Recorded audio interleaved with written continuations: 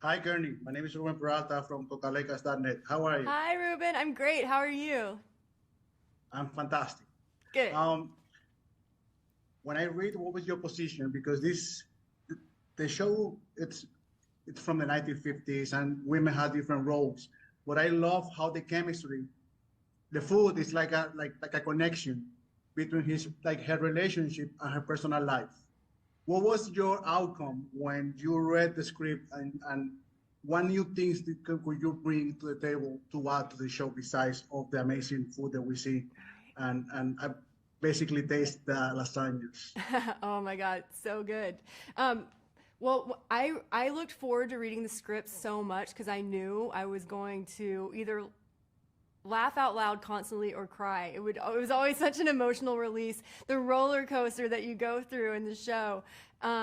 I loved it so much, and I knew when I read the book, even before I was reading the scripts, that I wanted to be involved in it because it's such a relatable, universal story and such a powerful story too, and inspiring. It's so good. How was your relationship with Brie? Because I know Brie, she has to learn a lot of new things for this show. Do you have any connection with her? Do you have any conversation?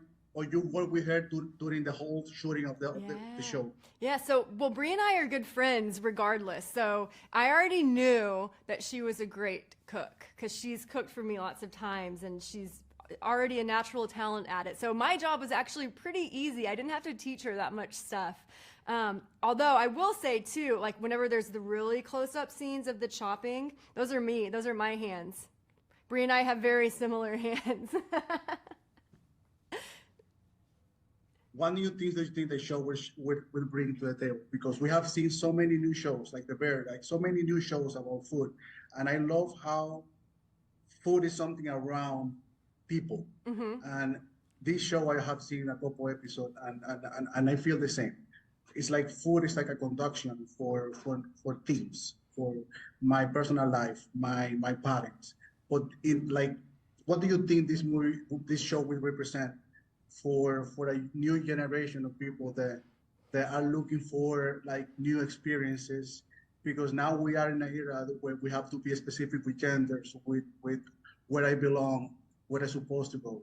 And I think even if in the 1950s, she's still looking for a place to belong. Yeah, and I think that's the beautiful thing about food is that everyone eats it and it's a place where everyone can belong and it's a place where you can make a delicious meal and invite your family, your chosen family to gather around a table of food that you made with your heart. A little chemistry was also probably involved, and it's a great way to bring people together, and it's a great way to get through the good times and the hard times, just like Elizabeth Zott does in the show.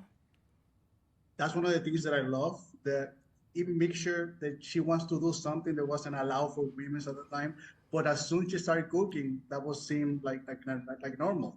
And Mm-hmm. I think how the dialogues are really witty, and it balanced the comical part with the serious part. Yes, And agreed.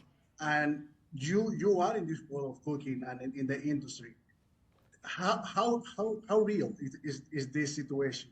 How real is this involvement of being yourself in a kitchen, but you have to do your job and you have to do it at your level because you are author, you have a show, you are out there, Yeah, and I know it's an industry that's hard, mostly it's for women. it's a How hard. how do you think how do you think this show represent what's going on now in the industry for females? I mean, I think it did a great job representing it. I think it's universal, and I think yes, this was set in the '50s. Times were a little bit different, but like things haven't changed that much. Women, in particular, still come up against a lot in the workplace, particularly in the food industry. It's not easy. Um, there's a lot of parallels that I think definitely can be applied back then that are still around today. And that's why the show is so inspiring because Elizabeth just knocks through those walls like she owns the place and does such a great job. And it's so beautiful and wonderful to watch.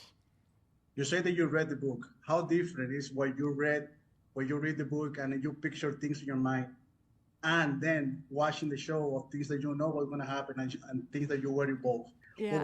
What was the biggest difference of the things that you imagine in your head and the things that you were watching on the screen?